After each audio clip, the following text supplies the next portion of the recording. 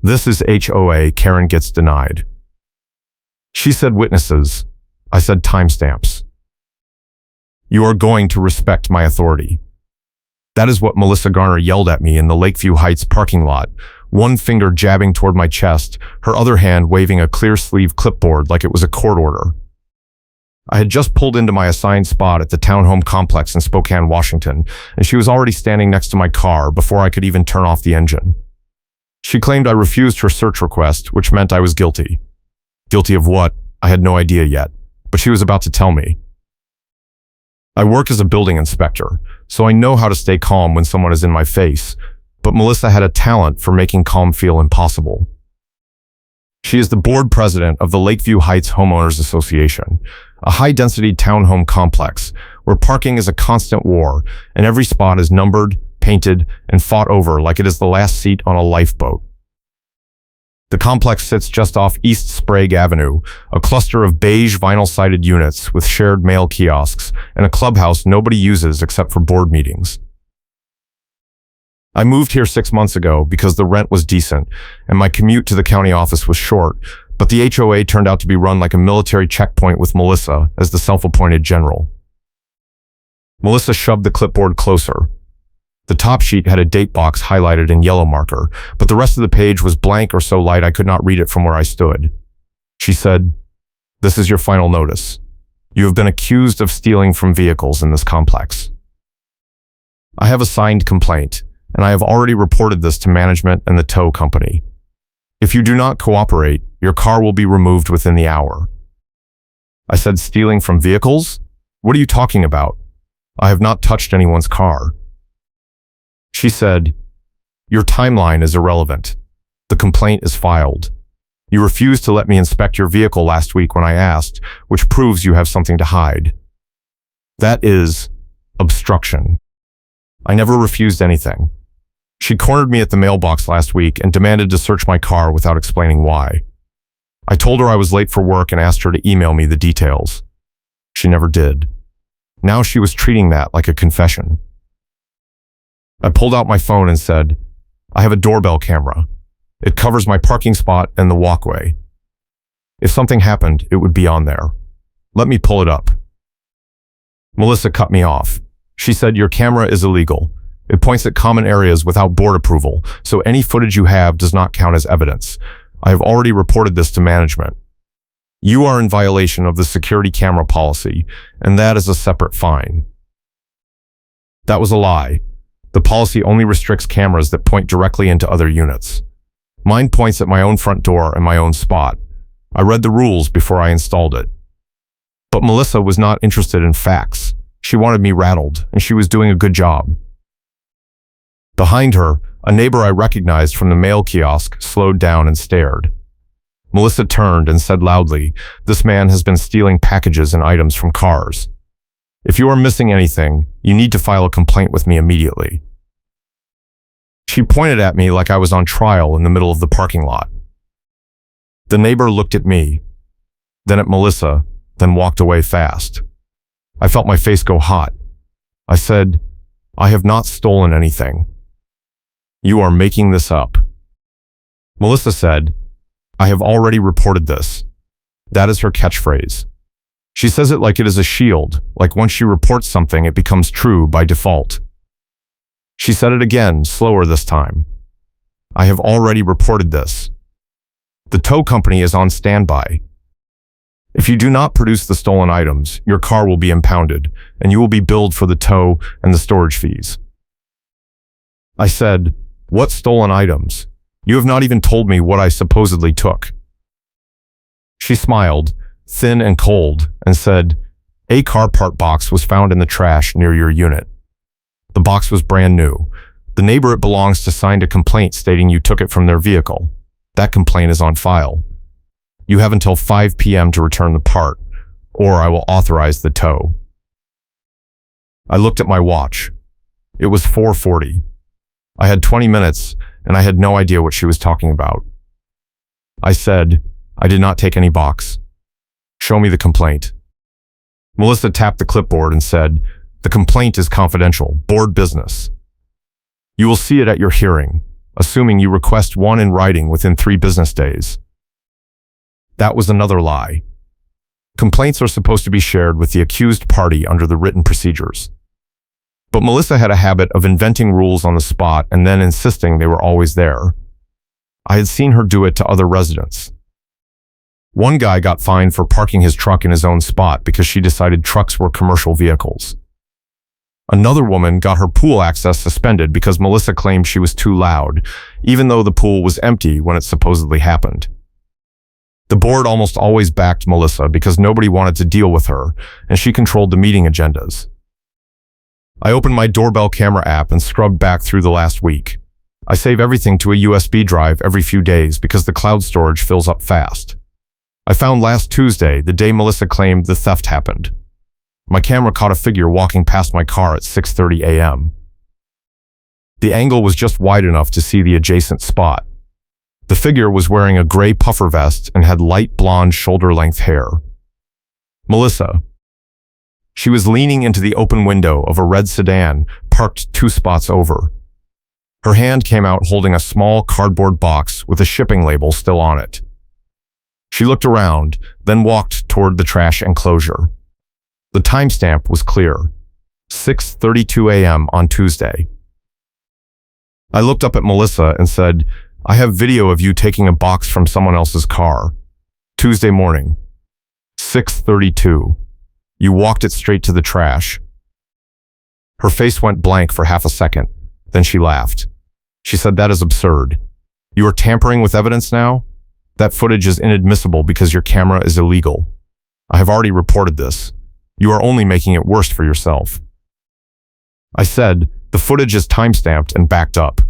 I can email it to management right now."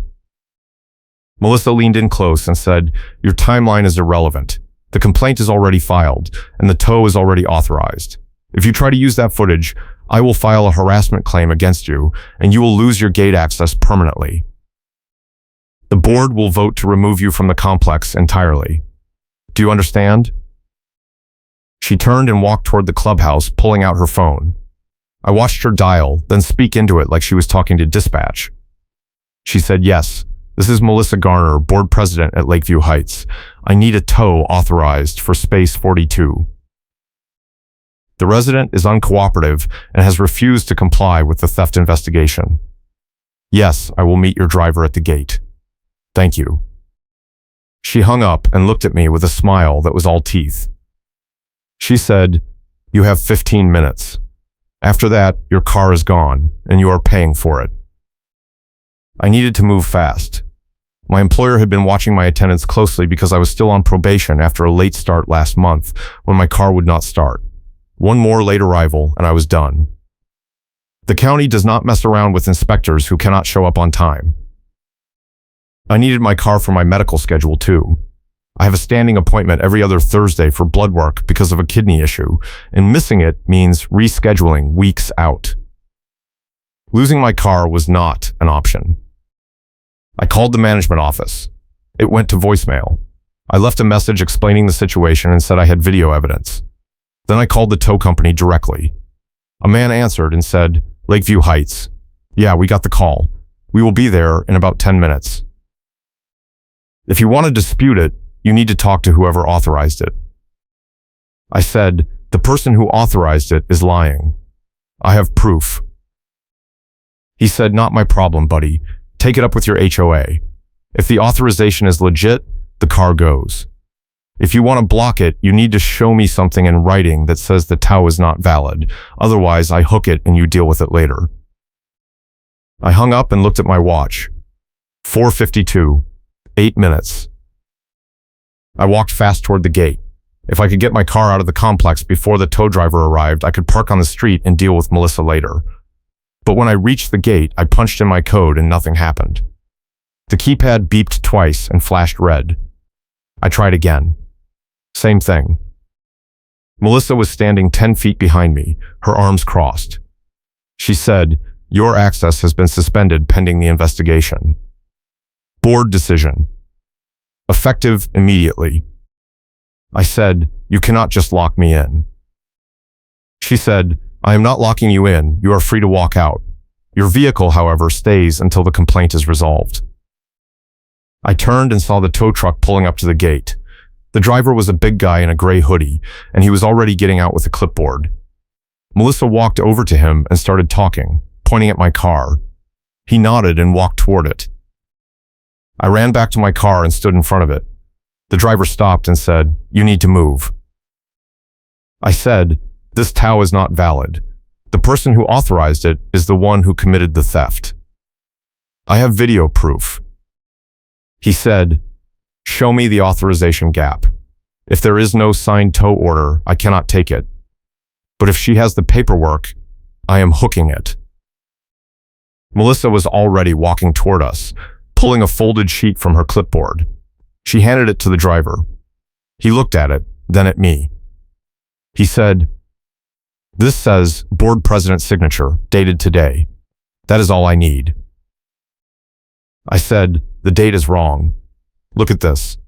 I pulled up my phone and showed him the doorbell footage. I said, "This is her, Tuesday morning, taking a box from someone else's car. She is framing me to cover it up.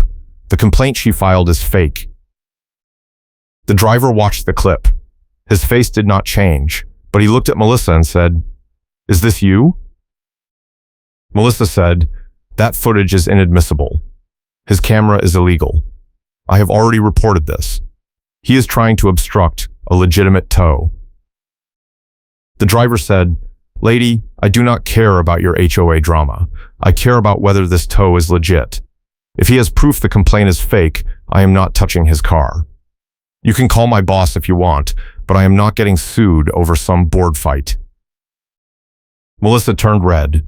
She said, "This is insubordination. I will report you to your company. I have already reported this to management. You are required to follow my instructions." The driver laughed and said, "I am required to follow a valid tow order. This does not look valid anymore. Have a good one." He walked back to his truck and drove off. Melissa stood there, shaking. She looked at me and said, "This is not over. I am filing an emergency board motion to terminate your lease. You will be out of this complex by the end of the month. I have already reported this." I said, "Go ahead. I am filing a complaint with management and copying the video. If you want to escalate this, I will make sure everyone sees what you did." She turned and walked away, pulling her rolling file cart behind her. The cart was stuffed with manila folders and a tabbed binder that looked like it had been through a paper shredder and taped back together. I made a mental note of it. If she had a binder full of complaints, I wanted to see what else was in there. If you are enjoying this HOA nightmare, hit that like button and subscribe for more stories where the proof wins. 2 days later, Melissa showed up at my door. I opened it and she was already talking. She said, "I have proof you tampered with your camera. This mailer was found in the trash near your unit. It has your name on it, and it was torn open. That proves you have been intercepting other residents' mail and packages. I have already reported this to the postal inspector." She held up a torn priority mail envelope. The label side was facing me, but I could not read the address because her thumb was covering it.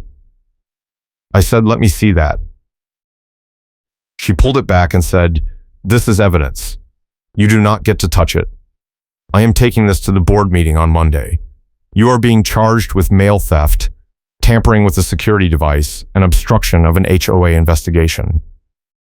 The fines total $800 due within 10 days, or your lease will be terminated." I said, "That is not my mailer. I have never seen it before." She said, "Your name is on it. I have a witness who saw you throw it away." I said, "Who?" She said, "The witness is confidential. You will find out at the hearing." I pulled out my phone and started recording. I said, "You are on my porch making false accusations. I am recording this for my own protection." Melissa leaned into the camera and said, "I have already reported this. You are harassing a board member. That is another violation." She turned and walked off, dragging her cart. I went inside and called my neighbor, the one who signed the complaint. His name is David, and he lives 2 units over. I had talked to him a few times at the mailbox. He always seemed like a decent guy. I knocked on his door and he answered. I said, "Did you sign a complaint about me stealing from your car?" David looked confused. He said, "What?" "No, I did not sign anything." I said, "Melissa told me you filed a complaint saying I took a car part box from your vehicle." He said, "I never said that. She came to my door last week and asked if I was missing anything. I said I had a package that never showed up, but I did not say you took it. I do not even know you. She had some form on a clipboard and said she needed my signature to open an investigation. I signed it because I thought it was just a general report." I said, "Do you remember what the form said?" He said, "Not really. It was pretty generic. She said it was standard procedure. She already had most of it filled out.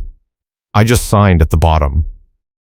I said, "Did you read it?" He said, "Not really. I was in a hurry. Why?" I said, "Because she used that signature to file a formal complaint accusing me of theft. She told the tow company I stole from you, and she tried to get my car impounded." David went pale. He said, "I did not agree to that. I will call management and tell them." I said, "Do it now, and ask for a copy of whatever you signed. I need to see it." David called the management office and got the after-hours line. He left a message. Then he looked at me and said, "I am sorry, man. I had no idea she was going to do that." I said, "It is not your fault. She set you up too." That night, I went through my saved camera footage and made a timeline. Tuesday morning, Melissa took the box from the red sedan. Tuesday afternoon, my gate access was still working. Wednesday morning, Melissa cornered me at the mailbox and demanded to search my car. Wednesday afternoon, I told her to email me. Thursday morning, David signed the complaint form. Thursday afternoon, Melissa showed up at my car with the tow threat. Friday morning, my gate access was cut. Friday afternoon, the tow driver refused to take my car after I showed him the video. Saturday, Melissa showed up with the torn mailer. I exported the clips and saved them to the USB drive, then sent copies to my personal email and a cloud backup. I also printed stills showing Melissa reaching into the red sedan and walking toward the trash with the box. On Monday, I went to the management office before work. The office is in a strip mall 2 miles from the complex, next to a tire shop and a vape store. The woman at the front desk said the property manager was in a meeting. I said I would wait. An hour later, the manager came out. Her name is Linda, and she has been managing Lakeview Heights for 3 years. She looked tired. She said, "You are here about the complaint?" I said, "I am here about Melissa Garner framing me for theft and abusing her board position." Linda sighed and said, "Come to my office." I sat down and handed her the USB drive. I said, "This has video of Melissa taking a package from someone else's car on Tuesday and walking it to the trash. She then filed a fake complaint using a signature she tricked another resident into giving. She tried to get my car towed, cut my gate access, and showed up at my door with a torn mailer claiming I committed mail theft. I have witnesses and a timeline." Linda plugged in the drive and watched the clips. She did not say anything for a long time. Finally, she said, "This is not the first time." I said, "What?" She said, "Melissa has been accused of taking items before. Packages, petty cash from the clubhouse, supplies from the storage closet. We have never had hard proof, so the board always dismissed it. But this," she tapped the screen, "this is hard proof." I said, "Why did you cut my gate access?" Linda said, "Melissa sent an email Friday morning saying the board voted to suspend your access pending an emergency investigation. I did not verify it because board decisions are supposed to be final. I am sorry. I am restoring your access right now." She typed something on her computer, then said, "I am also voiding the fines and the tow authorization. And I am scheduling a meeting with Melissa and the board secretary to address this. You will get a formal apology in writing." I said, "What about the no contact directive?" Linda said, "I will add that. Melissa is not allowed to contact you directly or approach your unit. If she does, call me immediately. and I will file a cease and desist through our attorney. I said, what about her stealing from other residents? Linda said, that is a police matter now. I am forwarding your evidence to the Spokane County Sheriff. They will follow up. I left the office and went to work. I was 2 hours late, but my supervisor let it slide when I explained what happened. He said, HOA drama is the worst. I had a neighbor once who tried to fine me for having a wreath on my door. Keep your head down and document everything. That afternoon, I got an email from Linda. It was addressed to me and copied to the board. It said, after reviewing video evidence, the complaint filed against you by Melissa Garner has been determined to be fraudulent. Your gate access has been restored. All fines have been voided and miss. Garner has been issued a written warning for harassment behavior. Per association policy, the HOA must accept video evidence under a written procedure, and your camera installation is compliant. We apologize for the inconvenience. The board meeting was scheduled for that Wednesday. Linda told me I did not have to attend, but I wanted to. I wanted to see Melissa try to talk her way out of it. The meeting was held in the clubhouse, a small room with folding chairs and a folding table. The board consisted of Melissa, a secretary named Greg, and a treasurer named Paula. About 8 other residents showed up, including David. Melissa started the meeting by reading from her notes like she was in court. She said, the agenda tonight includes a review of recent security concerns, a vote on updated camera policies, and a discussion of board member conduct. However, I want to address the false accusations that have been made against me by a resident who has been tampering with evidence and harassing board members. Linda stood up and said, Melissa, we are not doing this. You have been issued a written warning for harassment. The complaint you filed was fraudulent, and you know it. I have video evidence showing you taking items from a resident's vehicle.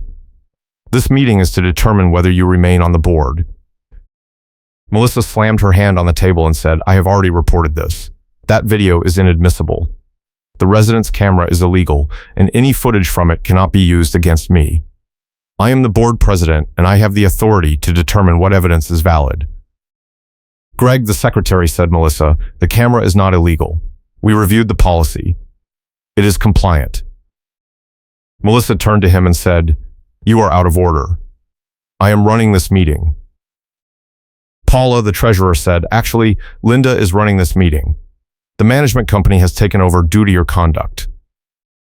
Melissa grabbed a huge keyring from her bag and jangled it like it was a gavel. She said, I have the master keys. I have the authority. You cannot remove me without a full board vote, and I am not stepping down. Linda said, the board vote is happening right now. Greg, Paula, do you vote to remove Melissa Garner from her position as board president due to harassment and fraudulent complaints? Greg said, yes. Paula said, yes. Melissa stood up and screamed, this is a coup. I have already reported this to the county. You are all in violation of the bylaws. I will sue every one of you. Linda said, Melissa, you need to leave. If you do not leave voluntarily, I will call the sheriff. Melissa grabbed her rolling file cart and stormed out. As she passed me, she leaned in and said, I have already reported this. You have not won anything. This is not over. I did not respond. I just watched her go. After the meeting, Linda pulled me aside and said, I need to tell you something. A few months ago, we had another resident file a complaint about missing clubhouse supplies. Melissa was in charge of inventory, and when we audited the storage closet, we found that about $200 worth of supplies were gone. Paper towels, cleaning products, light bulbs, trash bags. Melissa said it was a clerical error and that she had donated the items to a shelter. We never followed up because we did not have proof. But now, with your video, I am starting to think she has been doing this for a while. I said, have you checked the petty cash? Linda said, we do not keep petty cash anymore. Melissa was the one who suggested we stop because she said it was a liability. Now I am wondering if that was because she was taking it. I said, you should check the financial records. Linda said, I am going to. and I am going to recommend the board hire an independent auditor. If Melissa has been stealing from the association, we need to know. 2 days later, I was at the grocery store on East Sprague when I saw Melissa in the parking lot. She was standing next to a silver SUV talking to another woman. When she saw me, she started walking toward me. I kept walking toward my car, but she sped up. She said, "You think you are so smart. You think you won. But I have connections. I have already reported you to the city, the county, and the state licensing board. Your job is done. Your inspection license is going to be revoked." I stopped and turned. I pulled out my phone and started recording. I said, "You are violating the no contact directive. I am recording this." Melissa leaned into the camera and said, "I have already reported this. You are going to respect my authority." She repeated it again, louder. "You are going to respect my authority." A woman behind her, the one she had been talking to, said, "Melissa, that is enough." She repeated Melissa's catchphrase back at her, flat and unimpressed. "You have already reported this. Now leave him alone." Melissa turned and snapped, "Stay out of this. This is board business." The woman said, "You are not on the board anymore. You are just yelling at someone in a parking lot." A security guard from the grocery store walked over. He was a tall guy in a black jacket, and he had a radio on his belt. He said, "Is there a problem here?" Melissa said, "This man is harassing me. I need you to remove him." The guard looked at me, then at Melissa, then at the other woman. He said, "Ma'am, I am going to need you to step back. If you are not shopping, you need to leave the property." Melissa said, "I am shopping. I am a customer. He is the one who needs to leave. I have already reported this to your manager." The guard said, "I am the manager on duty, and I am telling you to step back. If you do not, I am calling the police." Melissa grabbed her cart and stormed off, yelling over her shoulder, "I have already reported this. You will all hear from my attorney." The guard looked at me and said, "Are you okay?" I said, "Yeah. She is my former HOA president. She has a no-contact order and just violated it." He said, "Do you want me to call the cops?" I said, "I am going to call them myself. I need a report on file." I called the non-emergency line and explained the situation. A deputy arrived 20 minutes later. His name was Deputy Collins, and he was exactly the kind of calm, no-nonsense officer you want in a situation like this. He took my statement, watched the video I had just recorded, and asked if I had a copy of the no-contact directive. I pulled it up on my phone and showed him the email from Linda. Deputy Collins said, "Okay. I am going to write this up as a violation of a civil order. You will get an incident number, and you can use that if she contacts you again. If she does, call us immediately, and we will escalate it to a restraining order." He walked over to Melissa, who was still in the parking lot sitting in her SUV. I could not hear what he said, but I saw her face go red. She started yelling, and he just stood there with his arms crossed, letting her finish. Then he handed her a piece of paper and walked back to me. He said, "She is not happy, but she knows the drill now. If she contacts you again, it is a criminal violation. I would recommend you keep recording everything and keep copies off-site." I said, "I have backups." He said, "Good. People like her do not stop until they face real consequences. Stay safe." He got in his patrol car and left. A week later, Linda called me. She said, "I wanted to give you an update. We hired an auditor to review the association's financial records for the last 2 years. They found multiple discrepancies. Petty cash withdrawals that were not documented, vendor invoices that were paid twice, supply orders that were never delivered. It adds up to about $3,000. We are filing a formal complaint with the police, and the board is pursuing civil recovery." I said, "Is Melissa going to face charges?" Linda said, "That is up to the prosecutor. But we have enough evidence to support a theft case. Your video was the key. Without it, we would not have been able to prove anything." I said, What about the other residents she went after? Linda said, we are reaching out to everyone who filed a complaint in the last 2 years and offering to review their cases. If Melissa fabricated evidence or retaliated against anyone else, we want to know. I said, good. Linda said, also, I wanted to let you know that the board voted to update the complaint procedures. From now on, all complaints have to include the complainant's signature and contact information, and the accused party gets a copy within 48 hours. No more confidential complaints.